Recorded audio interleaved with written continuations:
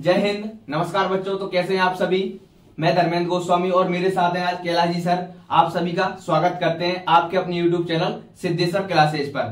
तो बच्चों, मैं आज आपको मतलब कि एक ऐसी शख्सियत से मिलाना चाह रहा हूं जिन्होंने मतलब कि मेरे बैकअप सपोर्ट के रूप में मुझे बहुत सपोर्ट किया है और अपने ऑफलाइन संस्थान में जो हमारा सूर्य इंस्टीट्यूट है उसमें मुझे एक फैकल्टी के रूप में मौका दे रखा है। तो इसलिए मैं इनका जितना धन्यवाद करूं उतना कम है।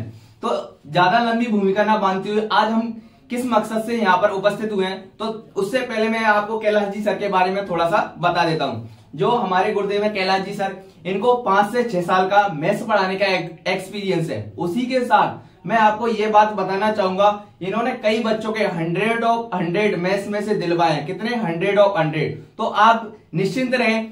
और आज हम इसलिए एक साथ उपस्थित हुए हैं कि जो अर्धवार्षिक अभी एग्जाम्स चल रहे हैं, मैथ्स का पेपर होना बाकी है, ठीक है। तो उसके लिए हमारे गुरुदेव ने क्या किया है, एक गेस्ट पेपर लेकर के आए हैं। वो आपको यहाँ सॉल्यूशन भी कराने वाले हैं उसका, और उसके बारे में आपको मतलब कि और जो इंपोर्टेंट क्वेश्चन मतलब कि कौन कौन से आ सकते हैं उनको बताने वाले हैं। तो मैं ज्यादा लंबी भूमिका ना बांधते हुए कैलाश जी सर से कहूंगा कि वो 2 शब्द अपने बारे में थोड़ा सा बताएं और मतलब कि इस पेपर को सॉल्यूशन कराएं।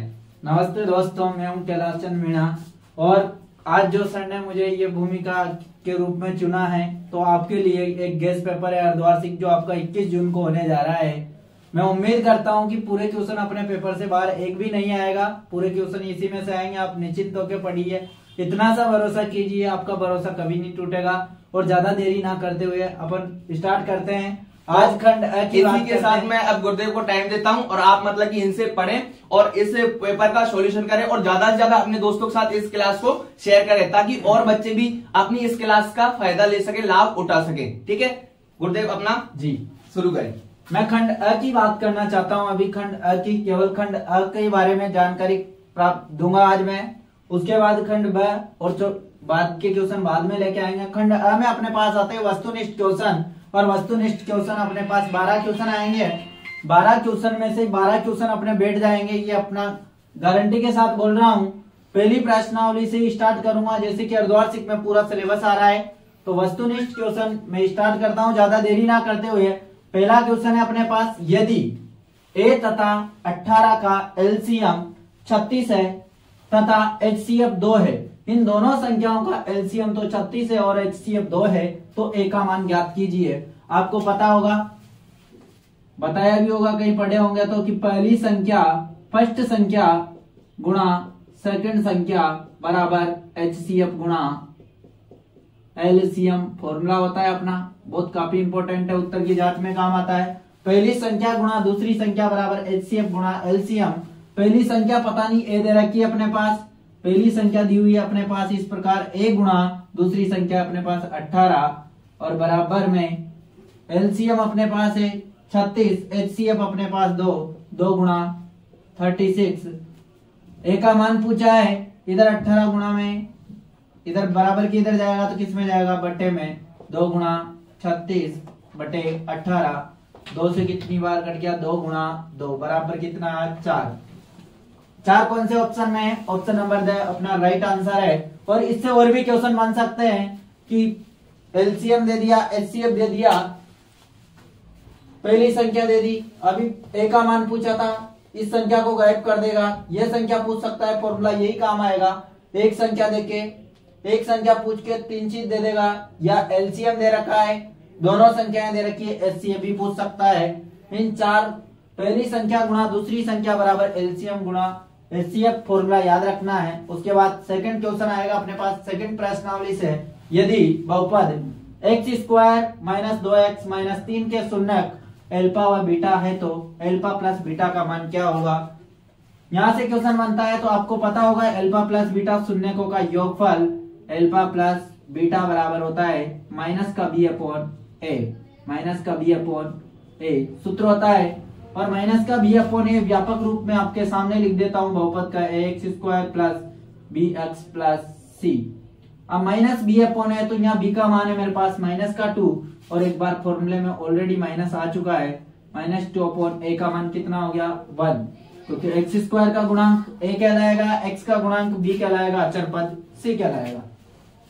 माइनस से माइनस प्लस, अपना आंसर होगा 2। ऑप्शन नंबर बी राइट है। और यही पूछ सकता है आपसे कि शून्यकों का गुणनफल अगर आपसे पूछा जाए इस टाइप के क्वेश्चन में, एल्फा गुणा बीटा बराबर सी अपॉन ए होता है। अगर शून्यकों का गुणनफल पूछा जाए तो सी का मान कितना है अपने पास -3, क्योंकि व्यापक रूप सदैव प्लस में होते हैं। अगर गुणनफल पूछता तो अपना आंसर होता स वाला, लेकिन क्वेश्चन में पूछा गया था योगफल, इसलिए अपना आंसर बी 2 राइट है। एक क्वेश्चन नंबर 3 है जो कि अपने प्रश्नावली 14 से इस साल 13 से है। सांख्यिकी बारंबारता बंटन में अपन को बारंबार बंटन दे रखा है और इसका ज्ञात करना है बहुलक। यहाँ से पूछता है बहुलक या माध्य या माध्यक। अब बहुलक पूछे या माध्यक पूछे या माध्यक पूछे, सबसे पहले संख्याओं को कौन सा क्रम में जमाना है अपन को? आरोही क्रम में, बढ़ते हुए क्रम में संख्याओं को सेट करना है। आरोही क्रम में सबसे पहले 1 आ रहा, 2 आ रहा, 1 लिखा, 2 लिखा, उसके बाद 3 2 बार आगे 3, फिर 4 4 4, 1 2 3 4 बार आगे, 3 बार 4 4 आए, उसके बाद 5 आया, फिर 7 आया, 5 7, 1 2 3 4 5 6 7 8 9, 1 2 3 4 5 6 7 8 9 अपने पास आंकड़े हो गए। अब इसमें सबसे ज्यादा अगर पुनरावृत्ति सबसे ज्यादा बार कौन आया, वही अपना क्या होगा? बहुलक। 4 की पुनरावृत्ति सर्वाधिक बार हो रही है, तो मतलब बहुलक बराबर अपना कितना हो जाएगा? 4। और जिस ऑप्शन में 4 आ रहा है मतलब ऑप्शन नंबर ब अपना राइट आंसर है। एक क्वेश्चन प्रश्नावली 3 से है, 3x + 2y = 11 को संतुष्ट करने वाले युग्म में, इसकी जगह आपको और भी समीकरण दे सकता है। आपको जब भी युग्म का पूछा जाए क्वेश्चन, इसकी जगह और भी संख्या आ जाए तो निर्देशांक के रूप में इसने लिख रखा है। युग्म का मतलब निर्देशांक, और निर्देशांक को सदैव x, y के रूप में लिखते हैं, x, y के रूप में लिखते हैं। तो यहाँ पर x की जगह ऑप्शन नंबर ए से ही रखना स्टार्ट कर देते हैं। x की जगह अगर मैं 1 रखता हूँ, ऑप्शन से होंगे इस टाइप के क्वेश्चन बहुत जल्दी अगर आप सोल्व करना चाहोगे तो 3 × 1 प्लस ऑप्शन नंबर ए की बात कर रहा हूँ, 3 × 1 + 2 × 4, ऑप्शन नंबर ए मैच खा रहा है यहाँ। 3 + 4 दूनी 8, 8 और 3 कितना होता है? 11। अपने पास जो कि अचर पद RHS में आ रहा है 11, LHS बराबर RHS होगा। सदैव आपको युग्म रखने हैं, x की जगह x का मान रखना है। 100% यहाँ से क्वेश्चन पूछा जाता है। 1,4 अपना आंसर सही होगा। अगला क्वेश्चन पूछा गया समांतर श्रेणी जो कि प्रश्नावली 5 है, 4, 10, 16, 22 का प्रथम पद, मतलब पहला पद पूछा गया और सार्वंतर d का मान पूछा गया है। प्रथम पद क्या दिख रहा है आपको? प्रथम पद A1 होता है, A2 होता है, A3 होता है, A4 होता है, डैश डैश AN होता है। प्रथम पद पहला पद आपसे पूछा गया है, पहला पद तो आपके पास 4 हो जाएगा। फिर पूछा सार्वंतर डिफरेंस d ज्ञात करना है आपको, तो A2 - A1, 10 - 4 = 6। प्रथम पद 4 आया। अब ऑप्शन काटने के तरीके भी आपके पास होने चाहिए। यहाँ ये ऑप्शन तो अपना हो ही नहीं सकता, 10 आ रहा है। उसके बाद ये ऑप्शन भी अपना हो ही नहीं सकता क्योंकि अपना प्रथम पद 4 है। अब दिक्कत यहाँ आती है, आंसर ये है या ये है। अब अपन ने सार्वंतर निकाला तो A2 - A1 = 6 आया, मतलब ऑप्शन नंबर बी अपना एक्यूरेट राइट आंसर है। उसके बाद आपसे प्रश्नावली 6 से क्वेश्चन पूछा गया है कि त्रिभुज ABC समरूप है त्रिभुज DEF। दो त्रिभुज आपके पास है, त्रिभुज ABC समरूप है त्रिभुज DEF। बात करता हूं मैं समरूप त्रिभुजों की, ABC समरूप है किसके? DEF। फिर उसके बाद आपके पास मान भी दे रखे हैं कि कोण A का मान कितना डिग्री है? 40 डिग्री। कोण E का मान है अपने पास 80 डिग्री। तो कोण C का मान अपन को ज्ञात करना है, कोण C का मान ज्ञात करना है। अब आपको पता कौन से त्रिभुज दे रखे हैं? समरूप है। आपको पता होना चाहिए समरूप त्रिभुजों के संगत कोण बराबर होते हैं और संगत भुजाओं का अनुपात भी बराबर होता है। संगत कोण मतलब एक ही संगति वाला D है, तो इसका मान भी कितना होगा? 40। D का मान भी कितना होगा? 40। और B किसके संगति वाला है? तो इसका मान भी अपने पास 80। ज्ञात अपन को क्या करना है? C ज्ञात करना है। और आपको पता है C ये ज्ञात करना है त्रिभुज के तीनों अंतःकोणों का योग कितना होगा? कोण A प्लस कोण B प्लस कोण C।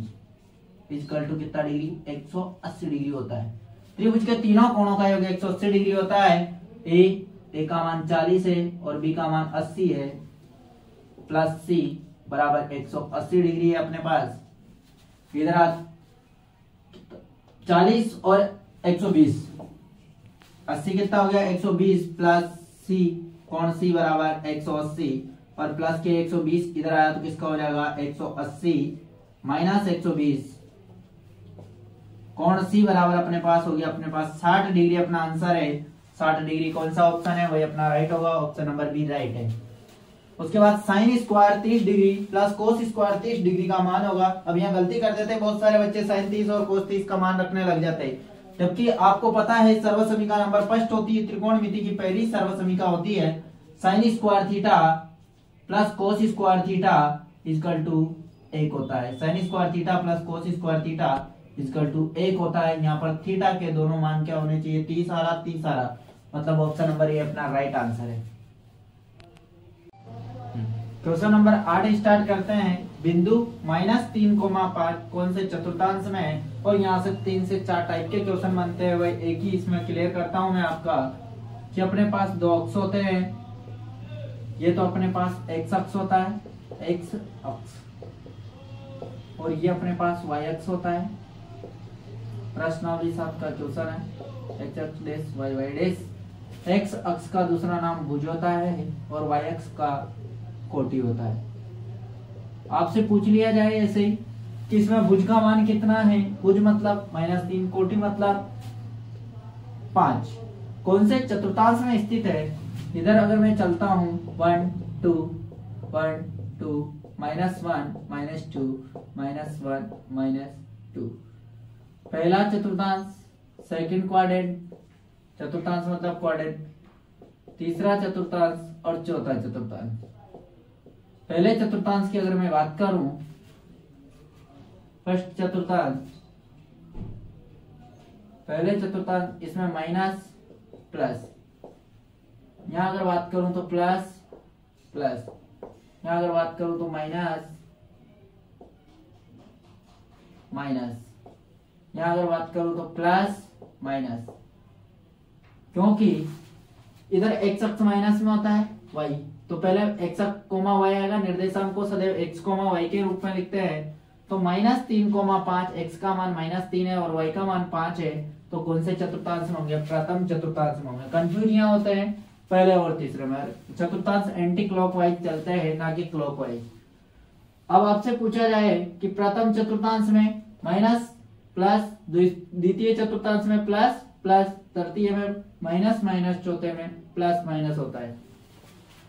एक क्वेश्चन यह है, इसमें यहाँ पूछ भी लेता है कि क्या नाम से x अक्ष से दूरी होगी तो y का मान बताना है, और y अक्ष से दूरी पूछे तो x का मान बताना है। इसी में पूछ रहे हैं कि x अक्ष से कितनी दूरी है तो 5, y अक्ष से कितनी दूरी है तो 3। दूरी सदैव धनात्मक होती है, ऋणात्मक -3 नहीं बताना है।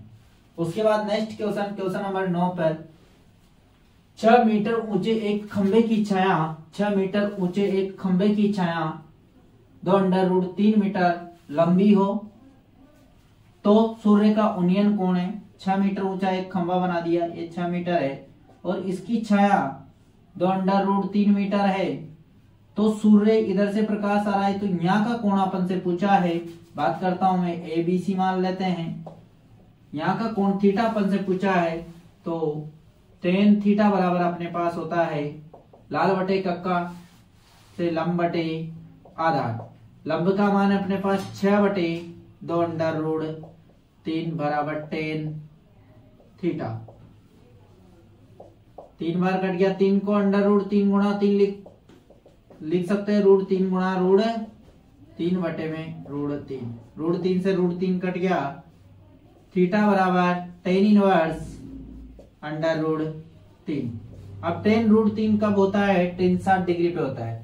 कितने डिग्री पे होता है, tan का मान √3, थीटा बराबर अपने पास आ जाएगा 60 डिग्री। कौन सा ऑप्शन है वो अपना राइट आंसर होगा, ऑप्शन नंबर राइट है। वर्ग अंतराल 10,25 का वर्ग चिन्ह ज्ञात कीजिए। वर्ग चिन्ह बताइए, यहाँ से भी हमेशा एमसीक्यू में क्वेश्चन पूछा गया है। 10 + 25 निम्नतम सीमा प्लस उच्चतम सीमा डिवाइड बाई 2, 10 में 25 जोड़ते हैं तो 35/2 बराबर अपना आंसर आएगा 17.5। Option number C right answer है। उसके बाद एक वृत्त के बाह्य बिंदु से खींची गई अधिकतम स्पर्श रेखाएं हैं। कितनी स्पर्श रेखाएं खींच सकते हैं एक वृत्त के बाह्य बिंदु से? अगर क्वेश्चन ऐसे पूछा गया है कि एक वृत्त के बाह्य बिंदु से कितनी स्पर्श रेखाएं खींच सकते हैं, पी कोई बाह्य बिंदु है, ये वृत्त है अपने पास, इसका केंद्र ओ है, पी कोई बाह्य बिंदु है, तो अधिकतम कितनी स्पर्श रेखाएं खींच सकते हैं? तो 1 और 2। एक वृत्त के बाह्य बिंदु से कितनी स्पर्श रेखाएं खींच सकते हैं? अधिकतम 2। और क्वेश्चन पूछा जाए कि एक वृत्त पर कितनी स्पर्श रेखाएं खींच सकते हैं, तब अपना जवाब होता है अनंत। यहाँ अपना जवाब 2 राइट होगा। एक वृत्त के बाह्य बिंदु से अधिकतम 2 ही रेखा खींच सकते हैं, जबकि एक वृत्त पर अनंत स्पर्श रेखाएं खींच सकते हैं। नेक्स्ट क्वेश्चन, एक पासे को एक बार फेंका जाता है, अभाज्य संख्या प्राप्त होने की प्रायिकता बतानी है। एक पासे को एक बार फेंका जाता है, पासे पर कुल परिणाम होते हैं 1 2 3 4 5 6, कुल परिणाम सदैव 6 होते हैं। और अभाज्य संख्या की अगर मैं बात करूं, एक तो पूछता है अभाज्य संख्या का क्वेश्चन पूछता है यहां से, एक पूछता है सम संख्या, एक पूछता है विषम संख्या। तीनों ही क्वेश्चन पूछता है और तीनों के जवाब भी अपने पास सेम होते हैं 1/2। 1/2 ऑप्शन नंबर ए राइट है। अब 1/2 कैसे होता है? अभाज्य संख्या की अगर बात करूं मैं तो 2 3 5 होती है, 2 3 5। सम संख्या की अगर बात करता हूं मैं 2 4 6 होती है पासे पर। विषम संख्या की अगर बात करता हूं 1 3 5 होती है। और प्रायिकता का फॉर्मूला होता है अनुकूल परिणामों की संख्या बटे कुल परिणामों की संख्या। अनुकूल परिणाम 3, कुल परिणाम 6, 3/6। यहाँ पर भी 3/6 और यहाँ पर भी 3/6, मतलब सभी का सॉल्यूशन आएगा 1/2। और ये अपने 12 क्वेश्चन है जो कि वस्तुनिष्ठ आएंगे आपके पेपर में। इसके साथ सेकंड क्वेश्चन स्टार्ट करेंगे। प्रश्न नंबर, अब सेकंड आएगा। सेकंड क्वेश्चन अपने आएगा रिक्त स्थान वाला। रिक्त स्थान की पूर्ति कीजिए। 12 तक वस्तुनिष्ठ हो गए, पहले क्वेश्चन में 1 से 12 तक आएंगे, वस्तुनिष्ठ आएंगे, 1 नंबर के क्वेश्चन होंगे प्रत्येक खंड में। अब ये रिक्त स्थान की पूर्ति कीजिए, इसमें आपसे 6 क्वेश्चन भी पूछ सकता है और 8 भी पूछ सकता है। 6 7 8 एवरेज चल रहा है, अलग अलग डिस्ट्रिक्ट का अलग अलग चल रहा है। कोटा डिस्ट्रिक्ट में जहां तक लगता है 6 से 7 क्वेश्चन पूछेगा रिक्त स्थान में। और ये 6 7 क्वेश्चन मैंने आपके सामने लिखे हैं, इन्हीं के साथ और भी क्वेश्चन कवर करेंगे। 3 + 2 √3, एक डैश डैश खाली स्थान है संख्या है, कौन सी संख्या है? या तो परिमेय है, ऑब्लिक, या अपरिमेय। अपरिमेय और परिमेय में से कौन सी संख्या है ये आपको बताना है। वहां क्वेश्चन कौन सी संख्या है क्वेश्चन बन रहा है, तो 3 + 2 √3, 3 भी परिमेय 2 भी परिमेय, लेकिन √3 क्या है? एक अपरिमेय संख्या है। तो टोटल संख्या भी क्या होगी? एक अपरिमेय संख्या। कौन सी संख्या होगी? एक अपरिमेय संख्या। यहां से एक रिक्त स्थान का क्वेश्चन ऐसे भी बनता है, परिमेय संख्या और अपरिमेय संख्याओं का योग और व्यकलन यानी घटाव सदैव अपरिमेय संख्या होती है। पूछ लेता है कभी कभी। समांतर श्रेणी के सामान्य पद को लिखते हैं। सामान्य पद समांतर श्रेणी का होता है an = a + n - 1 × d। तो सामान्य पद को किससे व्यक्त करते हैं? an से व्यक्त करते हैं। किससे व्यक्त करते हैं? an से। फिर अगला क्वेश्चन पूछा गया, सभी त्रिभुज समरूप होते हैं। कौन से त्रिभुज समरूप होते हैं? सभी त्रिभुज समरूप होते हैं। कौन से होते हैं? समबाहु होते हैं, समद्विबाहु होते हैं, विषमबाहु होते हैं। तो यहाँ अपना जवाब होगा समबाहु त्रिभुज। समबाहु त्रिभुज, सभी समबाहु त्रिभुज क्या होते हैं? समरूप होते हैं। और सभी वर्ग भी समरूप होते हैं, सभी वृत्त भी समरूप होते हैं। यहाँ से 2 क्वेश्चन और बन सकते हैं। बिंदु 3,4 की x अक्ष से दूरी बताइए। बिंदु 3,4 की जब आपसे x अक्ष से दूरी पूछे, x, y के रूप में लिखते हैं निर्देशांक को। x अक्ष से दूरी पूछे तो किसका मान बताना है? y का। और y अक्ष से दूरी पूछे तो किसका मान बताना है? x का मान बताना है। सदैव ऐसे होंगे। वृत्त तथा स्पर्श रेखा के उभयनिष्ठ बिंदु को, एक वृत्त होता है और एक स्पर्श रेखा ये खींच दी, और इसके उभयनिष्ठ बिंदु को स्पर्श बिंदु के नाम से जाना जाता है। ये क्वेश्चन पहले भी आ चुका है। स्पर्श बिंदु, वृत्त तथा स्पर्श रेखा के उभयनिष्ठ बिंदु को स्पर्श बिंदु कहते हैं। कौन सा बिंदु कहते हैं? स्पर्श बिंदु कहते हैं। एक वृत्त की समांतर स्पर्श कितनी समांतर स्पर्श रेखाएं खींची जा सकती है? एक वृत्त की 2 समांतर स्पर्श रेखाएं खींची जा सकती है। इसका आंसर अपना होगा 2 समांतर स्पर्श रेखाएं खींची जा सकती है। और एक क्वेश्चन, नेक्स्ट क्वेश्चन है, किसी निश्चित घटना की प्रायिकता 1 होती है। किसी निश्चित घटना, वह घटना जिसका घटित होना फिक्स होता है, निश्चित घटना कहलाती है, इसकी प्रायिकता 1 होती है। एक होती है अनिश्चित घटना, असंभव घटना, जिसका घटित होना असंभव हो, अनिश्चित घटना कहलाती है, उसकी प्रायिकता सदैव 0 होती है। पूछ लिया जाए तो। एक क्वेश्चन लिखा है नेक्स्ट, शंकु का आयतन, यहाँ पर पूछ सकता है आपसे बेलन का आयतन, डैश डैश होता है, बेलन का आयतन होता है पाई आर स्क्वायर एच, शंकु का आयतन होता है 1/3 पाई आर स्क्वायर एच। और रिक्त स्थान के और भी क्वेश्चन बन सकते हैं, बाकी ये सफिशिएंट है मेरे हिसाब से। और इन्हीं के साथ बाकी और फर्स्ट और सेकंड क्वेश्चन अपना होता है अर्धवार्षिक का कंप्लीट। बाकी क्वेश्चन की चर्चा नेक्स्ट वीडियो में करेंगे। थैंक यू, धन्यवाद।